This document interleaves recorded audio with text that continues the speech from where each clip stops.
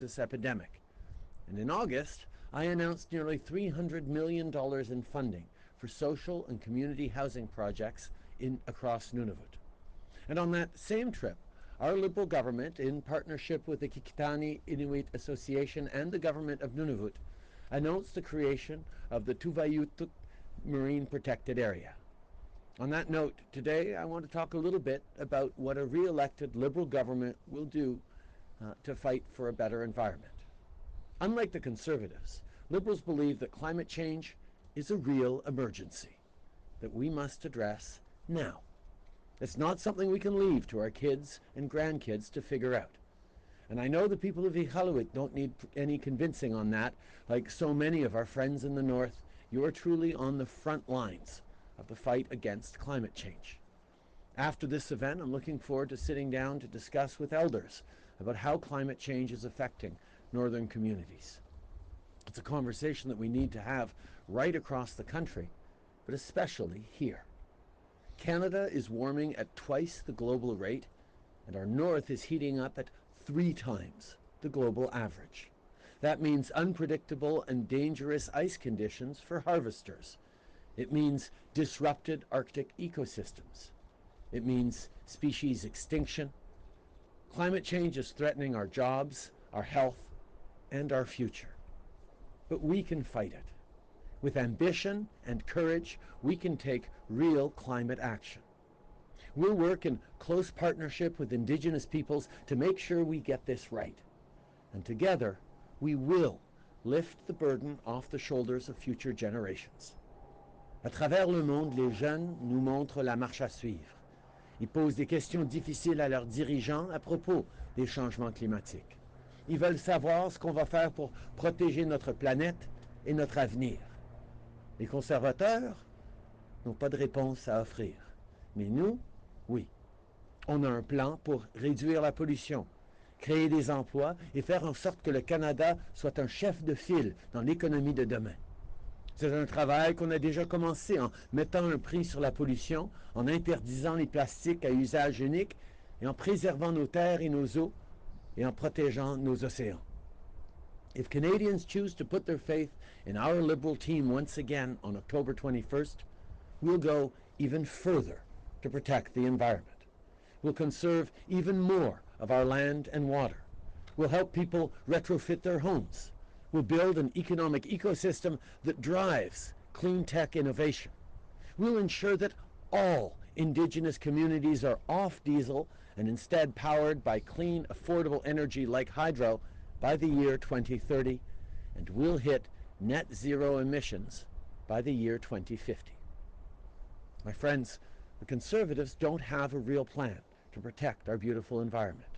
They see the North as a place to be exploited, not protected. But that's not right.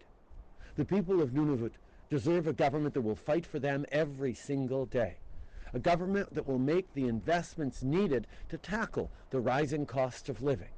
A government that will lower our emissions and preserve our planet for our kids and grandkids to enjoy. Unlike the Conservatives, Liberals won't give tax breaks to the wealthiest 1% or to big polluters. What we will do is make life more affordable for people who need to fight climate change. That's what we're offering in this election. A plan to invest in people, continue along the path of reconciliation, and move our country forward for everyone. Merci beaucoup d'être ici aujourd'hui. David Akin from Global News, Prime Minister, thank you for bringing the tour up here. I love visiting Nunavut. It's just beautiful. On climate change, last night you were pushed by your rivals from the left, shall we say, Mr. Singh and Ms. May, basically to say that you've got to be more urgent. Mr. Singh referred to, I think, as Mr. Delay, and Ms. May had some metaphors. What do you think about that idea that, I mean, it is right now, climate change is threatening the ways of lives of Inuit and people in the north. Why not take it more urgent, establish a war cabinet kind of thing for climate change? We have moved forward with the strongest climate action that any government has taken in the history of this country. But we recognize we do need to do more. We've put a price on pollution right across the country over the objections of Conservative premiers who don't want to do anything. We're banning single-use plastics. We're phasing out coal plants. We're protecting more and more of our vulnerable ecosystems that are essential in part of the fight against climate change. When we took office, just 1% of Canada's coasts and oceans were protected. We promised to get to 10% by 2020. Well, we've already hit 14% thanks to some of the work we've done here in the Arctic, particularly in partnership with Inuit peoples. We know there is much more to do, and that's why we have a plan that's going to plant 2 billion trees. We have a plan that's going to cut corporate taxes in half for zero energy technology companies. We have a plan to give more money up front so that people can reinvest in their homes and make them more ecologically sound. These are the kinds of things and more that we're going to keep doing. And we're going to have to do them over the objections of conservative premiers like Doug Ford and Jason Kenney and others who don't believe we should be acting on climate change. The choice is very clear in this election. Either we continue with the most ambitious and doable plan that anyone has ever had in this country, or we wake up on October 22nd with a conservative government that has promised that its very first action would be to rip up the only serious climate change plan this country has ever had. Et en français? Nous allons continuer d'en faire plus. Depuis 4 ans, on a pris la lutte contre les changements climatiques extrêmement au sérieux. C'est pourquoi qu'on a fait énormément d'investissements et pris énormément d'actions pour lutter contre les changements climatiques, y compris de mettre un prix sur la pollution à travers le pays, malgré les objections de politiciens conservateurs qui ne veulent pas lutter contre les changements climatiques. Tout le monde doit faire leur part et c'est exactement ce que nous allons s'assurer, tout en s'assurant aussi que c'est abordable pour les Canadiens, pour les familles. Mais le choix est clair. Le lendemain de l'élection, si on a un gouvernement conservateur, Andrew Scheer a promis d'éliminer carrément le seul vrai plan pour lutter contre les changements climatiques qu'on a eu dans l'histoire du pays, ou bien on peut continuer à en faire plus avec notre Parti libéral. C'est exactement ce que je sais que les Canadiens veulent faire. And you mentioned a couple of other premiers. Let's talk about Premier McLeod, next door Northwest Territories, who I think aligned himself with that resistance at one point in time.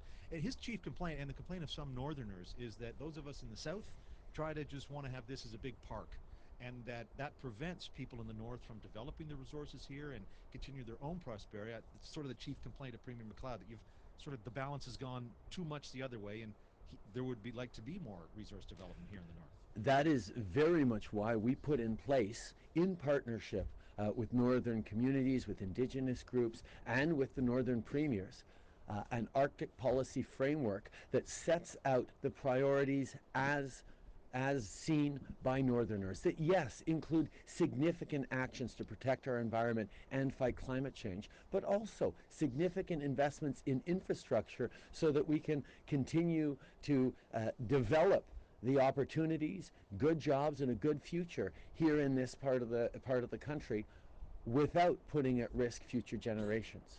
We know that the only way to move forward is in partnership and respect with local peoples, and that is why we are making infrastructure investments, why we are developing economic opportunities. But we will do it because we listen to Indigenous peoples and their leadership in a way that sustains this gorgeous land for future generations as well. Bonjour, M. Trudeau. Je voudrais revenir sur le débat. Hier, pendant les échanges, l'enjeu de la loi sur la laïcité a provoqué, en fait, a tracé des lignes de démarcation claires entre les chefs. Est-ce que vous avez l'impression que ça va devenir un enjeu déterminant pour les gens du Québec particulièrement? Je pense pas. Je pense que les Québécois connaissent très bien ma position depuis longtemps sur cet enjeu, que je suis pas d'accord avec cette loi, mais que je comprends que des Québécois sont en train de défendre leurs droits en cours actuellement et que je n'interviendrai pas. Mais que je garde la porte ouverte à une intervention possible plus tard parce que je trouve qu'un gouvernement fédéral doit toujours être là pour défendre les droits fondamentaux, que ce soit des droits des minorités religieuses, que ce soit des droits linguistiques francophones à travers le pays ou les droits des femmes ou des communautés LGBT. C'est pas une question de champ de compétences, c'est une question de respect de droits fondamentaux. J'ai toujours été très clair en anglais et français sur cet enjeu-là et je continuerai de l'être. Hier, en anglais, s'il vous plaît. Okay. I have always been very clear, both in French and in English, about my disagreement with Bill 21, which I feel doesn't protect religious minorities. But I have also recognized that our charter is working the way it is supposed to.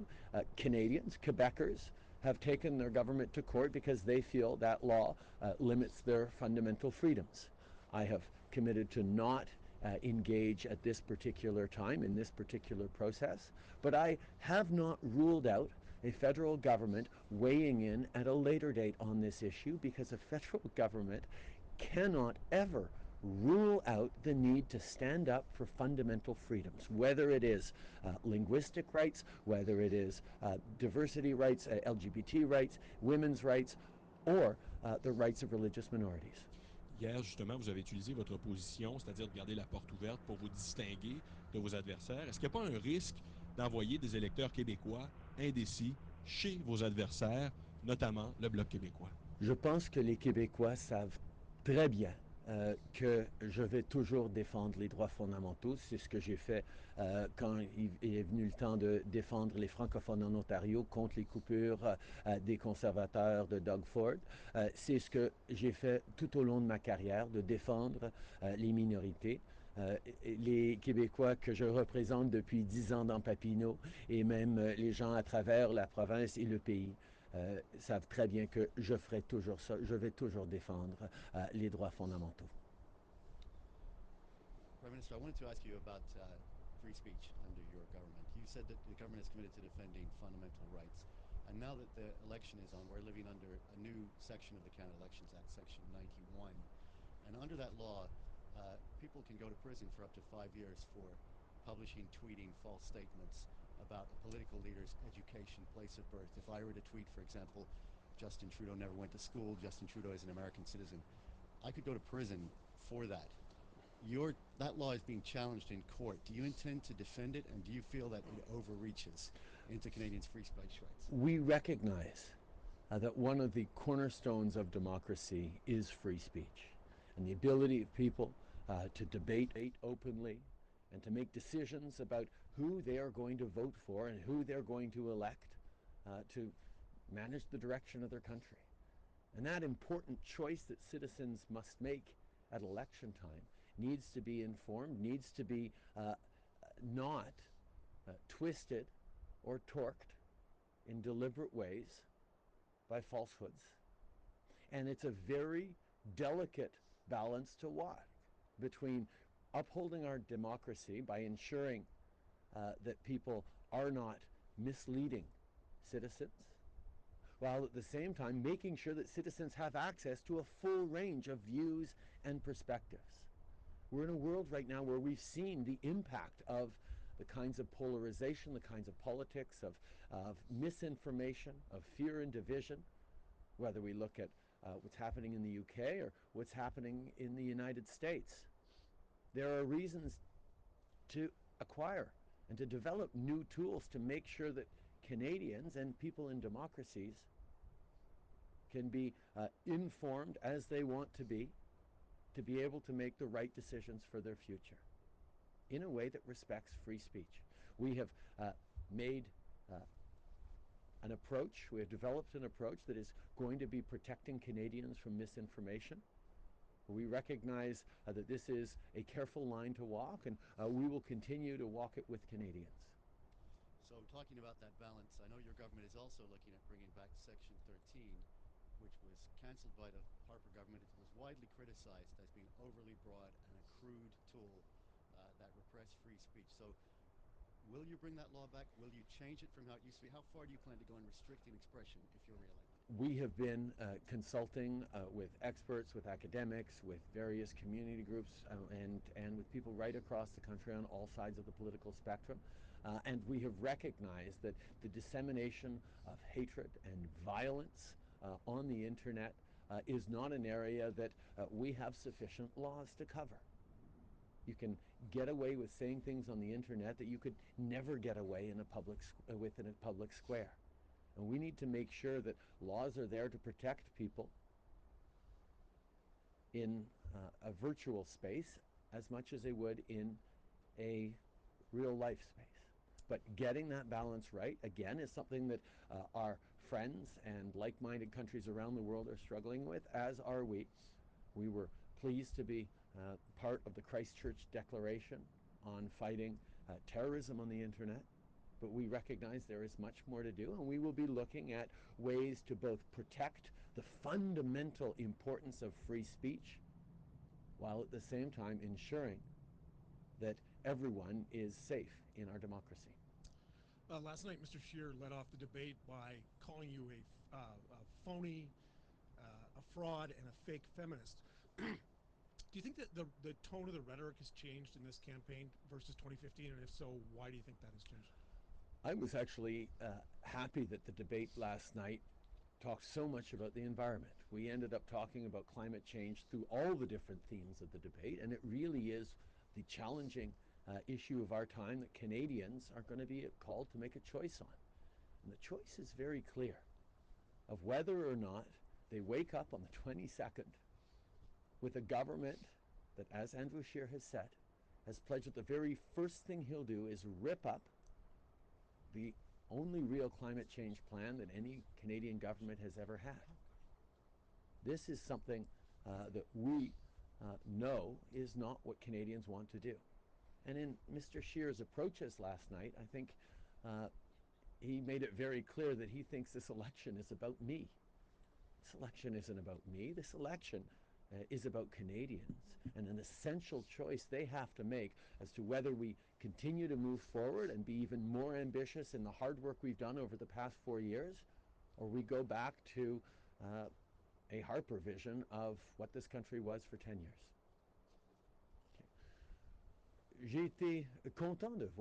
I was happy to see that during last night's debate, in all the different sections, we talked about climate change, because fighting climate change is the major issue of our era. Young people, the Indigenous people, and Canadians right across the country and right across the world are demanding that we do more. And the choice is clear for Canadians. Despite the fact that Mr. Scheer thinks that this election is all about me, this election is for Canadians to decide whether we continue to go forward and fight climate change or whether we accept a Conservative government that will, on the first day it takes office, tear up the most serious plan to fight climate change that has ever existed. CBC News. We're hearing on the ground here that people were very offended by the blackface, brownface photographs of you, and they're reconsidering voting for you because of that. How does that make you feel? I took responsibility for terrible mistakes I made in the past that hurt people, and I have endeavored, as I have throughout my entire career, to fight for an end to racism, to fight against discrimination, and I recognize that as a government and as an individual, we have much more to do, and we will. Is there anything you can say right now that would convince them otherwise? I think the record that we've put forward on reconciliation with Indigenous peoples, on fighting discrimination and anti-black racism, being the first government in Canada to recognize the decade of UN Decade of African Descent, to call out anti-black racism as it still exists in Canada, to move forward to fight systemic discrimination and unconscious bias, to actually increase the funding for these programs that specifically empower grassroots organizations and communities to lead the way in shifting mindsets. I recognize there is much more to do, and I have pledged myself to do much more over the coming years. Mr. Trudeau, Lee Berthiaume from the Canadian Press. Last night on stage, you said that the allegations the Globe and Mail had published about the SNC-Lavalin affair were false. Yet, after Mario Dion's report came out, you said you take responsibility. So how do you take responsibility for something that you say didn't happen? What do you say is false? I accepted Mr. Dion's report, but I also disagreed with his conclusions. I don't think it is, I think it is important and indeed the job of a prime minister to stand up for people's jobs, to defend Canadians, to defend the public interest. I don't think any Canadian prime minister can ever set aside the need to stand up for the public interest, and that's exactly what I did. So what are you saying is false about the allegations? I was actually saying that Mr. Scheer was mischaracterizing the situation. Mr. Trudeau, Christiane Meyer, German television. You might be criticized here a lot. In Germany, many people look in awe at the carbon tax, which we do not have. So my question is, how does that correspond with digging up more and more oil sands, A, and B, what can you teach Angela Merkel? First of all, I don't know that I have a lot to teach Angela Merkel at all. I have indeed learned a tremendous amount from her on geopolitics over the past years, and I consider her to be a friend and an ally on many, many issues, including the fight against climate change.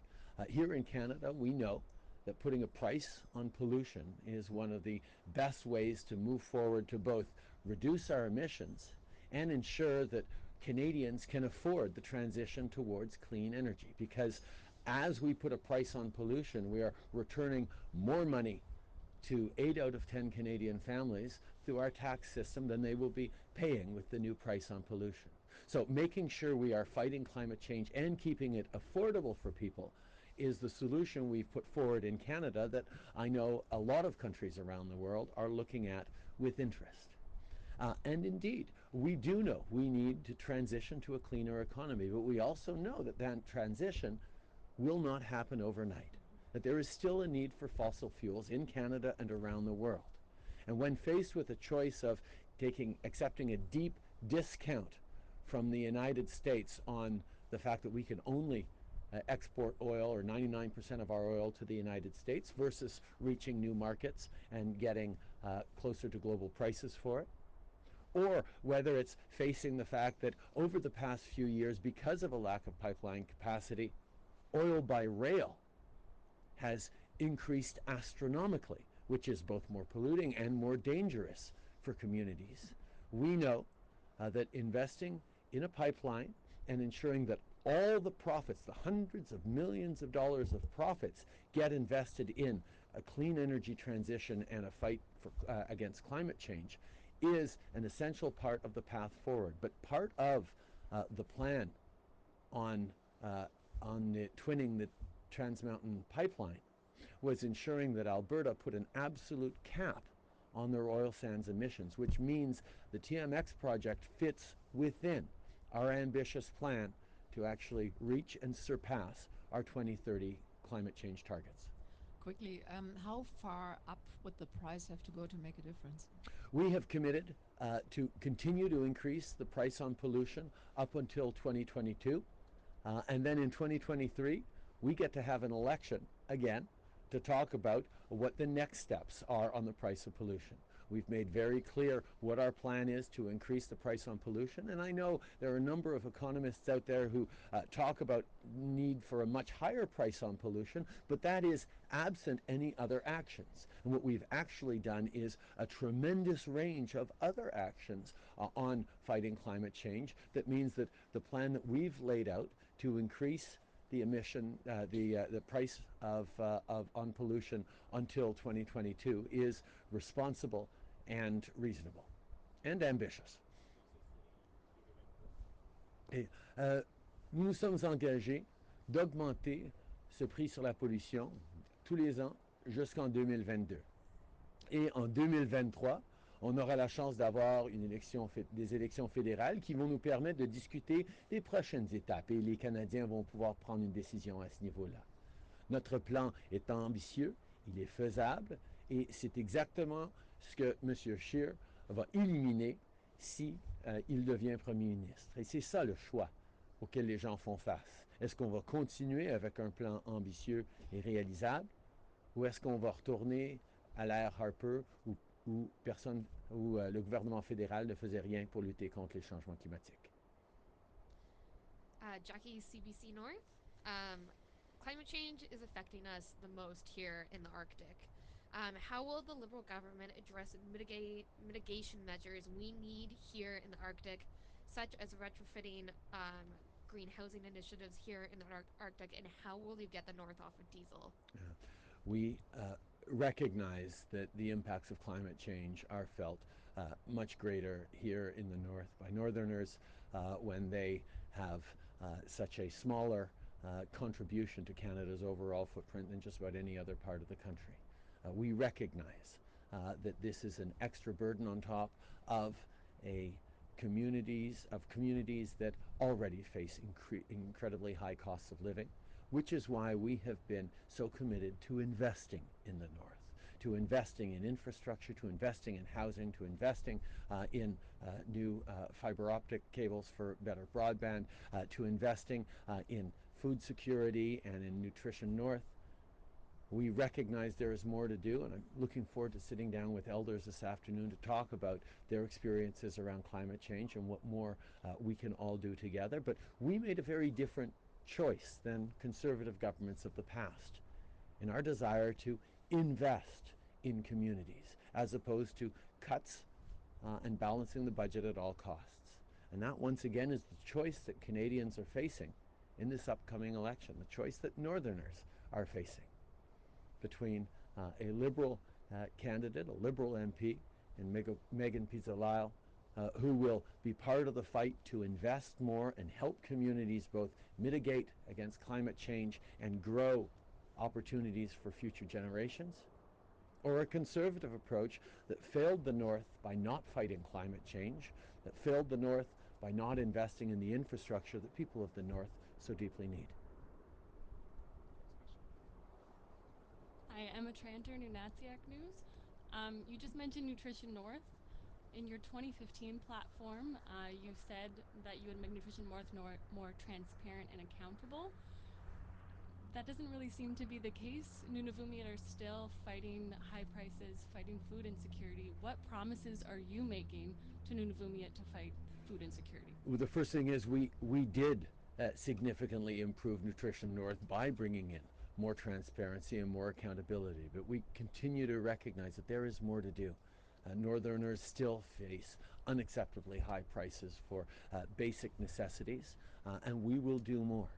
We recognize the cost of living. It is a real challenge for Northerners, and we will be there to continue to work with them to bring down the cost of everyday lives. One of the commitments in our platform, on top of further investments in Nutrition North, is to increase the Northern travel allowance so that people can keep more of their hard-earned money, even if they need to go south for various things. This is something that we know because we heard from Northerners was important, and we're going to continue to work to make sure that food security and affordable, nutritious food for our kids continues to be available and a priority. Hi there, I'm Raj with Nunavut News. I just wanted to ask, how many homes will you be committed to building in Nunavut over the next 4 years? Yeah. We have put forward a national housing strategy that is focused on building affordable infrastructure right across the country, but it's not obviously a cookie cutter model that will be the same everywhere. And the partnership we've established with both the ITK and the government of Nunavut to move forward in responsible ways that meet the needs of communities on the ground that are particular here in Northern Canada is ambitious and significant. We have made I was up here just a few months ago to announce a significant housing investment, but we know there is much more to do, and that again is the choice facing Northerners in this election.